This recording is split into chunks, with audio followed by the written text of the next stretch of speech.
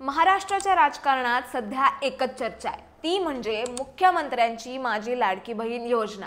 ही योजना जाहीर झाल्यापासून ह्या ना त्या कारणावरून सरकारला नेहमीच टार्गेट करण्यात आलं। मात्र आता स्वतः उपमुख्यमंत्री अजित पवार यांनीच कबूल केलंय की या योजनेच्या अंमलबजावणीत अनेक चुका झाल्या। होय, त्यांचं नक्की काय चुकलं आणि त्याचा आता काय परिणाम होऊ शकतो याबद्दल आपण सविस्तर जाणून घेऊयात या व्हिडिओच्या माध्यमातून। त्यासाठी व्हिडिओ शेवटपर्यंत नक्की बघा। मुख्यमंत्र्यांची माझी लाडकी बहीण या योजनेत 21 ते 65 वयाच्या महिलांना ज्यांचं कौटुंबिक वार्षिक उत्पन्न 2.5 लाख रुपयांपेक्षा कमी आहे त्यांना दरमहा 1.5 हजार रुपये आर्थिक मदत दिली जाते। ही योजना विशेषतः आर्थिकदृष्ट्या दुर्बल महिलांना सक्षम करण्यासाठी आणि त्यांना स्वावलंबी बनवण्यासाठी आणली गेली होती। महाराष्ट्र विधानसभा निवडणुकीआधी 2024च्या ऑगस्टमध्ये ही योजना जाहीर झाली आणि ती महायुतीच्या निवडणूक यशाचं एक मोठं कारण मानलं जातं। सुमारे 2.53 कोटी महिलांना या योजनेचा लाभ मिळाला असून आतापर्यंत 33,232 कोटी रुपये खर्च झाले। पण आता या योजनेच्या अंमलबजावणीत काही गंभीर चुका झाल्याचं समोर आलंय आणि याची कबुली स्वतः अजित पवार यांनी दिली आहे। पुण्यात पत्रकारांशी बोलताना उपमुख्यमंत्री अजित पवार यांनी स्पष्टपणे सांगितलंय की लाडकी बहीण योजनेच्या अंमलबजावणीत अनेक चुका झाल्या। त्यांनी कबूल केलंय की निवडणुका जवळ आल्यामुळे ही योजना घाईघाईत लागू करण्यात आली आणि त्यामुळे पात्रतेची तपासणी नीट झाली नाही। परिणामी अनेक अपात्र महिलांना या योजनेचा लाभ मिळाला। उदाहरणार्थ, काही सरकारी कर्मचारी महिलांना ज्या योजनेसाठी पात्र देखील नव्हत्या तरी त्यांनाही 1.5 हजार रुपये मिळाले। त्यामुळे आता सरकारला 2,652 सरकारी कर्मचारी महिलांकडून 3.58 कोटी रुपये परत वसूल करावे लागणार आहेत। मात्र यावर अजित पवार यांनी हेही स्पष्ट केलंय की ही योजना लागू होणार नाही।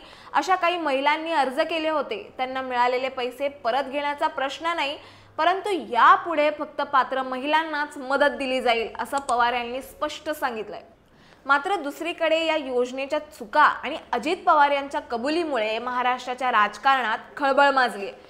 विरोधी पक्षांनी विशेषतः काँग्रेस आणि शरद पवारांची राष्ट्रवादी काँग्रेस यावर तीव्र टीका करतायत। काँग्रेसने असा आरोप केलाय की महायुती सरकारने निवडणुकीत मत मिळवण्यासाठी या योजनेचा गैरवापर केला आणि आता या आर्थिक संकटामुळे योजनेची रक्कम वाढवण्याचं आश्वासन पूर्ण करणं सरकारला आता अवघड जात आहे। राष्ट्रवादीच्या शरद पवार गटाने तर अजित पवार यांच्या राजीनाम्याची थेट मागणी केली आहे, असा दावा करत की या योजनेत आर्थिक गैरव्यवहार झालेत। सोशल मीडियावरही #लाडकी बहीण योजना या हॅशटॅग ट्रेंड करतंय, जिथे अनेकांनी योजनेच्या अंमलबजावणीवर प्रश्न उपस्थित केलेत। काहींनी तर असा आरोप केलाय की काही पुरुषांनी नावात बदल करून योजनेचा लाभ घेतलाय, तर दुसरीकडे महायुती सरकारने योजनेचं समर्थन केलंय।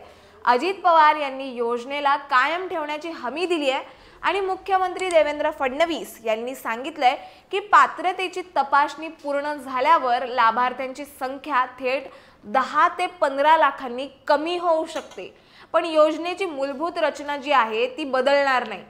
लाडकी बहीण योजनेने लाखो महिलांना आर्थिक आधार दिलाय, पण आता प्रश्न आहे योजनेचं भवितव्य काय?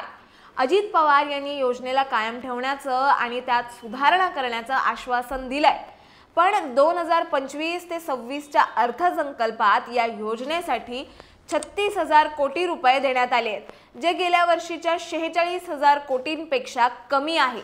यामुळे योजनेची रक्कम 2100 रुपये करण्याचं आश्वासन पूर्ण होण्याबाबत साशंकता आहे। जनतेतही याबाबत संमिश्र प्रतिक्रिया आहेत।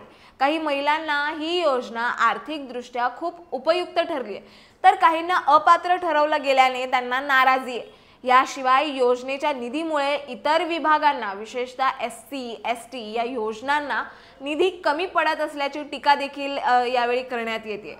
शेवटी काय, अजित पवार यांनी चुका मान्य केल्या असल्या तरी या चुका दुरुस्त करून जनतेचा विश्वास पुन्हा मिळवणं हे सरकारचं मोठं आव्हान आहे।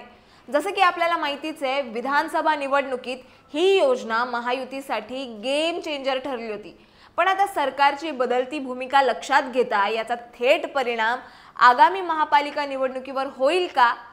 तुम्हाला काय वाटतं याबद्दल हे आम्हाला कमेंट्समध्ये कळवा आणि अशाच माहितीपूर्वक व्हिडिओ बघण्यासाठी लगेच सबस्क्राइब करा प्राईम टाइम महाराष्ट्रला।